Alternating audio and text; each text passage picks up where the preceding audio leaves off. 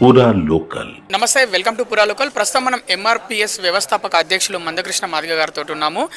Justice BR Gavai పైన దాడి October మొదటి వారంలో జరిగింది. ఇంత సమయం ఎందుకు తీసుకున్నారు మరి మీరు గౌరవ ప్రదర్శన చేయడానికి? కారణం ఏంటి? ఇంత లేట్ ఎందుకైంది? గౌరవ చీఫ్ జస్టిస్ గవాయ్ గారి మీద జరిగిన దాడి 6కు జరిగింది. మేము వెంటనే ఆ దాడిని ఖండించాం. దేశంలో అన్ని రాజకీయ పక్షాలు ఖండించినాయి, మేధావర్గం ఖండించింది, ఎంఆర్పిఎస్ కూడా ఖండించింది, అన్ని సామాజిక వర్గాలు ఖండించినాయి. కానీ అందరూ ఖండన వరకే పరిమితం అవుతే మేము నిరసన ఉద్యమాలకు పిలుపునిచ్చాం. ఉదాహరణకు ఖండించిన తర్వాత నిరసన ఉద్యమాలకు పిలుపునివ్వడం కోసం మా కార్యాచరణ మేము ప్రకటించాం. అందులో భాగంగా తెలుగు రాష్ట్రాల్లో ఉండబడే అన్ని కలెక్టరేట్ల ముందు మేము ధర్నాలు చేశాం. మొదటి స్టెప్పుగా మేము మౌనంగా లేరు, మిగతా వాళ్ళు అందరూ మౌనంగా ఉన్నారు. మేము ఉద్యమాలకు వెళ్ళిపోయాం. అన్ని కలెక్టరేట్ల ముందు జరిగిన ధర్నాలు పెద్ద ఎత్తున జరిగినాయి, అది అందరికీ తెలుసు. అక్కడి నుంచి క్షేత్రస్థాయిలో మళ్ళీ దీన్ని తీసుకెళ్లడం కోసం తెలుగు రాష్ట్రాల్లో దక్షిణాదిలో ఉండబడే అన్ని నియోజకవర్గాలు మండల కేంద్రాలు కూడా ధర్నాలు చేయించాం. అంటే మా నిరసన అనేది క్షేత్రస్థాయికి తీసుకెళ్లడం. మేము హైదరాబాద్లో ఉన్నాం, ఖండించి ప్రెస్ మీట్ పెట్టాం. కానీ అందరు ఖండించి వదిలిపెట్టారు. మేము ఉద్యమాన్ని నిర్ణయం తీసుకున్నాం. ఆ నిర్ణయం ముందు కలెక్టరేట్ల ముందు ధర్నాలకు దారితీసింది, ప్రదర్శనలకు. ఆ నిర్ణయం మళ్ళీ మండలాల ముందు దారితీసింది. అంతటితో ఆగద్దు, దీన్ని మరింత శక్తివంతంగా మన నిరసన దేశం ప్రపంచం చూసే విధంగా మనం నిర్వహించాలని చెప్పి మళ్ళీ ఆలోచించాం. దానికి అనుగుణంగా మేము తెలంగాణలో ఉండబడే ఎంఆర్పి శ్రేణులందరితో స్టేట్ ఎగ్జిక్యూటివ్ వరంగల్లో పెట్టేశాం. ఓకే, ఆంధ్రప్రదేశ్లో స్టేట్ ఎగ్జిక్యూటివ్ విజయవాడలో పెట్టేశాం. అంటే వేరే రాష్ట్రాల్లో 2 రోజుల టైం ఇచ్చాం. అక్కడ డిసైడ్ చేసుకున్నాం, ఇక్కడ నుంచి మన శక్తి ప్రదర్శన, మన ఆత్మ ప్రదర్శన హైదరాబాద్లో చేయాలని చెప్పి. హైదరాబాద్లో చేయాలని ఒక ప్రదర్శన చేయాలనుకున్నప్పుడు 1 రోజులతో 2 రోజులతో మనం చేసేది కాదు. కొంత ప్రచారం జరగాలి, క్షేత్రస్థాయికి వెళ్ళి మళ్ళీ సమీకరణ జరగాలి, వచ్చేటోళ్ళు మళ్ళీ వాళ్ళు వనరులు సమకూర్చుకొని రావాలి. కాబట్టి 10 days టైం తీసుకున్నాం. ఆ 10 daysలో మొత్తం 2 రోజులేమో సాధ్యమైనంత వరకు దీపావళి సెలవుల్లాగా కనిపించింది. మొన్న 2 రోజులేమో భారీ వర్షాలతో 2 తెలుగు రాష్ట్రాలు కొంత అతలాకుతలమైనవి. అయినప్పటికీ మేము వాయిదేయలే. మళ్ళీ చూడండి, నిర్ణయం తీసుకున్నాక పండుగ వచ్చినా మేము వాయిదేయలే, నిర్ణయం తీసుకున్నాక వరదలు వచ్చినా మేము వాయిదేయలే. మా ఆత్మగౌరవ ప్రదర్శన ఏంది, బలమేందో నిరూపిద్దామని చెప్పి చలో 5 రోజులు పిలుపునివ్వడం జరిగింది. అందువల్ల మిగతా వాళ్ళు ఖండించి వదిలిపెడితే మేము కార్యాచరణ తీసుకున్నాం. అయితే రేపు హైదరాబాద్ ప్రదర్శన తర్వాత మళ్ళీ ఇంకో కార్యాచరణ కూడా ఉంటుంది. ఆ కార్యాచరణ రేపు ప్రకటిస్తాం. జస్టిస్ బిఆర్ గవాయ్ పైన జరిగిన దాడి ఆవేశపూరితంగా జరిగింది అనుకుంటున్నారా? అప్పటికప్పుడు ఆవేశానికి గురై జరిగింది అనుకుంటున్నారా, లేకపోతే ప్లాన్ ప్రకారమే చేసిందని మీరు అనుకుంటున్నారా? మీ అభిప్రాయం ఏంటి? నేను అనుకుంటున్నాను ప్లాన్ ప్రకారం జరిగింది అనుకుంటున్నాను. ఎందుకంటే గవాయ్ గారు ఏదో వ్యాఖ్య చేసిండని చెప్పింది ఎప్పుడు దాడి జరిగిన రోజు కాదు కదా, అది సెప్టెంబరు 16 తారీఖు కదా. సెప్టెంబర్ 16 తారీఖు నాడు జరిగితే అప్పుడేదో కామెంట్ చేసింది అనుకుంటే అప్పుడున్న లాయర్లు వెంటనే స్పందిస్తారు కదా, ఒకవేళ కదా. సేమ్ టైం ఎవరన్నా అట్లా అపార్థం చేసుకునేటోళ్ళకు ఆయన వివరణ కూడా 2 రోజులకి ఇచ్చిండు కదా సుప్రీంకోర్టులో. అయినప్పటికీ 20 రోజులకి దాడి జరిగిందంటే అర్థం ఏంటిది? అంటే ప్లాన్ ప్రకారమే దళితుల్ని అవమానించాలి. సీజే గారు దళితుడు, ఆయన అవమానించిన ముందే ఆయన సొంత రాష్ట్రానికి మొదటిసారి సీజే అయిన తర్వాత వెళితే ప్రోటోకాల్ కూడా పాటించలే. ఆడ ఏ చీఫ్ సెక్రటరీ వచ్చి ఆహ్వానించలే, ఏ డీజీపీ వచ్చి ఆయనకు వెల్కమ్ చెప్పలే, పోలీస్ కమిషనర్ కూడా పోలే. సీజే గారు అప్పుడే చెప్పేశాడు. ఏది అప్పుడే చెప్పేశాడు. కొంతమందికి ఇప్పుడు గవాయ్ గారు అంటే గిట్టకుండా పోయింది. దానికి కారణం ఏంటంటే సుప్రీంకోర్టులో ఇప్పటి వరకు ఎస్సీ ఎస్టీ బీసీలకు రిజర్వేషన్ లేవు. కానీ గవాయ్ గారు చీఫ్ జస్టిస్ అయిన తర్వాత ఎస్సీ ఎస్టీ బీసీలకు అక్కడ ఉద్యోగాలు రిజర్వేషన్ ఇచ్చేశాడు. ఇది కంటగింపుగా మారింది. ఇది 2 చెప్పండి. ఎస్సీ ఎస్టీ బీసీల పక్షాన ధైర్యంగా నిర్ణయం తీసుకున్న వ్యక్తిగా సీజే కనిపించిండు. దళితుడు కాబట్టి ప్రోటోకాల్ పాటించలేదని ఆయన రాష్ట్రం కనిపించింది. ఇప్పుడు ఆయన ఏదో మాట అన్నాడని అడ్డం పెట్టుకొని దాడికి వాళ్ళు ప్లాన్ చేశారు. ఆ ప్లాన్ చేయడానికి 20 రోజులు పట్టింది. తర్వాత దాడి జరిగింది. కేంద్రంలో ఎన్డీఏ ప్రభుత్వం అధికారంలో ఉంది, వాళ్ళ వల్ల మాల మాదిగలకు అంటే న్యాయం జరుగుతుందని మీరు అనుకుంటున్నారా? అంటే ఇప్పటి వరకు జరిగిన పరిణామాల్లో ఎస్సీ వర్గీకరణ విషయంలో మా గౌరవ నరేంద్ర మోడీ గారు మాకు అండగా ఉన్నాడు, గౌరవ ప్రధానమంత్రి గారు మాకు అండగా ఉన్నారు. ఆయన చొరవ వల్ల, ఆయన తీసుకున్న నిర్ణయం వల్ల, వ్యవస్థలను ముందుకు నడపడం వల్ల వర్గీకరణ మాకు జరిగింది.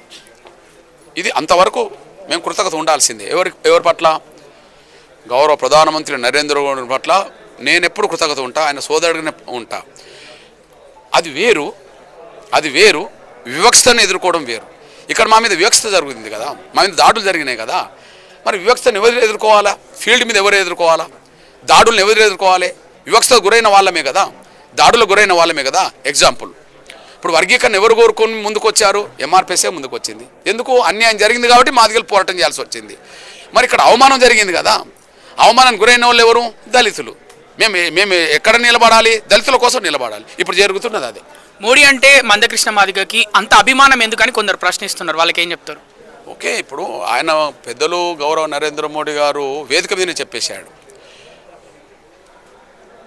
ఒక 30 ఏళ్ల పోరాటం సుదీర్ఘంగా శాంతియుతంగా జరగడం చాలా గొప్పది అని చెప్పేశాడు. కాబట్టి ఒక 30 ఏళ్ల పోరాటాన్ని కష్టాలు, బాధలు, దెబ్బలు అన్ని తిని నిలబెట్టుకుంటూ రావడాన్ని ఆయన మనసులో ఒక అభిమానం పెరగడానికి దారితీసింది. పోనీ ఆయన కూడా చెల్లించడానికి దారితీసింది. కారణం ఏంటంటే ఆయన కూడా పేద కుటుంబం వచ్చిన వ్యక్తి కదా. ఈ దేశ ప్రధానమంత్రుల్లో నెహ్రూ నుంచి మొదలుకుంటే గౌరవ ప్రధానమంత్రి నరేంద్ర మోడీ గారు కాకముందు మన్మోహన్ సింగ్ గారు వరకు ఎవరు అత్యంత పేద కుటుంబంలో వచ్చిన వాళ్ళు ఎవరన్నా ఉంటే అది ఎక్కువ మనకు కనిపించదు. కానీ తిండికి లేని కుటుంబం నుంచి, తల్లి పాసి పనులు చేసి కుటుంబాన్ని పోషించే నుంచి, తండ్రి టీ కొట్లో టీ అమ్మి కుటుంబాన్ని పోషించిన కుటుంబం నుంచి, ఒక పూట 2 పూటలు తిండి లేని కుటుంబం ఉండి వచ్చిన వ్యక్తి కదా. మేము అక్కడ ఉండి వచ్చిన వాళ్ళం కదా. కాబట్టి ఒక కమిట్మెంటు మా మీద ఉన్నది అనడానికి సాక్ష్యం 30 ఏళ్ల పోరాటాన్ని గుర్తించడం. ఆయన కూడా పేదరికండి వచ్చినాడు కాబట్టి పేద బిడ్డల్ని గౌరవించడం, అది జరిగింది. అందుకే ఆ రోజు మీరు స్టేజ్ మీద మీరు ఆయనను ఆలింగనం చేసుకున్నప్పుడు భావోద్వేగానికి గురయ్యారా?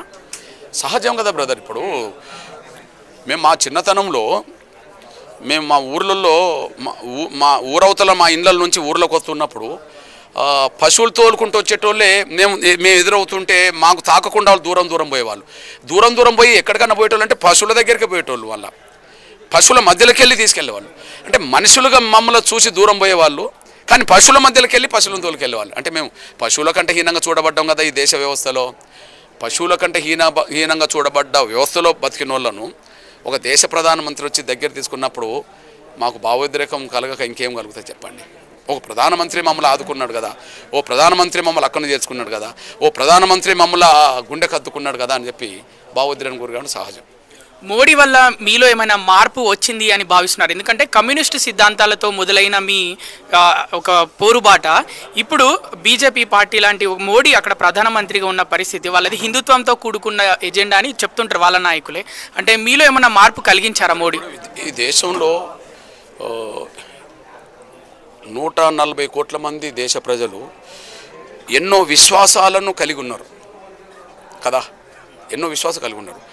ఓకే, మెజారిటీ హిందూ సమాజం ఉన్నది, తర్వాత ముస్లిం సమాజం ఉన్నది, క్రైస్తవ సమాజం ఉన్నది, సిక్కు సమాజం ఉన్నది, జైన సమాజం ఉన్నది, ఇతరత్ర ఎన్నో మత విశ్వాసాలకు సంబంధించిన వాళ్ళు ఉన్నారు. అదే సమయంలో ఈ దేశ కుల వ్యవస్థలో వేలాది కులాల వ్యవస్థతో భారతదేశం ఉన్నది కదా. ఇక్కడ ఈ 2 కులాల మధ్యలో సాంఘిక సమానత్వం ఉండదు. ఏ మత విశ్వాసాలకు సంబంధించిన వాళ్ళు ఇంకొక మత విశ్వాసాన్ని ఆశలు గౌరవించుకోరు. ఎవరి మత విశ్వాసం వాళ్ళకి అయిపోయింది. అయినప్పటికీ ఎవరి వ్యక్తిగత విశ్వాసం వాళ్ళకున్నా, ఎవరి కులం వాళ్ళకున్నా ఇంకో కులాన్ని ద్వేషించవద్దు, ఇంకొక మత విశ్వాసాలను అగౌరవపరచద్దు. ఇది మనకు నేర్పింది, ఆ స్ఫూర్తినిచ్చింది రాజ్యాంగం. కాబట్టి ఎవరు ఎక్కడ ఏ పేరుతో పరిపాలించినా పాటించాల్సింది, అమలు చేయాల్సింది రాజ్యాంగానే కదా. ఆ రాజ్యాంగ పరిధిలో ఎవరు ప్రధానమంత్రి అయినా రాజ్యాంగ చట్టం పరిధిలోనే ఎన్నికలు జరిగినాయి. ఎన్నికల కమిషన్ రాజ్యాంగ చట్ట పరిధిలో ఉంటుంది. ప్రమాణ స్వీకారం ప్రధానమంత్రిని రాష్ట్రపతి చేయించాడు. ఇవన్నీ రాజ్యాంగ పరిధిలో జరిగినాయి తప్ప విశ్వాసాల పరిధిలో జరిగినాయి కాదు కదా. కాబట్టి రాజ్యాంగమే ప్రామాణికం. కాబట్టి అక్కడ ప్రధానమంత్రి గారు నరేంద్ర మోడీ గారిని వ్యక్తిగతంగా మేము ఎందుకు అభిమానిస్తాం, గౌరవిస్తాం అంటే ఒక రకంగా చెప్పంటే 30 ఏళ్ల పోరాటానికి న్యాయం చేసిన వ్యక్తిగా ఆయనను మేము గౌరవిస్తాం. మందకృష్ణ మాదిగ అందరి కోసం ఆలోచిస్తున్నా అని చెప్తున్నారు. ఇప్పుడు మీరు చెప్తున్నారు తెలంగాణ సర్కారు బీసీ రిజర్వేషన్లపై సరైన నిర్ణయమే తీసుకుందని మీరు అనుకుంటున్నారా? ఓకే, నేనేంటంటే అది ఇప్పుడు సరి అయిన నిర్ణయం తీసుకోలేదనుకున్నప్పుడు నేను బయట ఉన్నా కానీ మన లోపల ఉన్న పార్టీలు సరి అయిన నిర్ణయం తీసుకోలేదని చెప్పి మాట్లాడి మద్దతు ఇవ్వదు కదా. బీఆర్ఎస్ ఎందుకు మద్దతు ఇచ్చింది లోపల, బీజేపీ ఎందుకు మద్దతు ఇచ్చింది లోపల, సిపిఐ ఎందుకు మద్దతు ఇచ్చింది లోపల, ఓకే ఎంఐఎం ఎందుకు మద్దతు ఇచ్చింది లోపల? అసలు తీర్మానం అక్కడ జరిగింది కదా. లోపం ఉంటే అక్కడ ఎండగట్టి మేము ఈ తీర్మానం చెల్లదని చెప్పి అనాల్సింది అక్కడ కదా. ముందు వాళ్ళని అడగండి ఈ ప్రశ్న. నేను లోపల లేను, కానీ ఒక విషయం చెప్తున్నాను నేను. ఏదేమైనా బీసీలకు 42% అంశం అనేది ప్రధాన ఎజెండాగానైతే మారింది కదా. ఆ ఎజెండాగా మార్చడంలో రేవంత్ రెడ్డి గారు ముందుకు సక్సెస్ అయ్యాడు. దాన్ని ముందుకు తీసుకెళ్లడంలో కొన్ని అడ్డంకులు వస్తున్నాయి. అవును, అసెంబ్లీలో సమర్థించిన వాళ్ళందరూ కేంద్రంలోనే ఉన్నారు కదా. అసెంబ్లీలో సమర్థించిన ఎంఐఎం కేంద్రంలో ఉన్నది, పార్లమెంట్లో ఉన్నది కదా. అసెంబ్లీలో సమర్థించిన బీజేపీ దేశాన్ని పరిపాలిస్తున్నది కదా. అసెంబ్లీలో సమర్థించిన బీఆర్ఎస్ రాజ్యసభలో ఉన్నది కదా. అసెంబ్లీలో తీర్మానం పెట్టిన కాంగ్రెస్ దేశంలో ప్రతిపక్ష పార్టీ కదా. ఇక్కడ తీర్మానం అందరూ ఒప్పుకున్నారు కదా. మీరందరూ కలిసిపోతే కేంద్రం ఎందుకు ఒప్పుకోదు? ఒత్తిడి పెట్టే విషయంలో కలిసికట్టుగా పనిచేస్తే ఎవరైనా ముందుకు వస్తారు కదా. ఆలస్యం కావచ్చునేమో, కానీ పరిష్కారం జరగక తప్పదు కదా.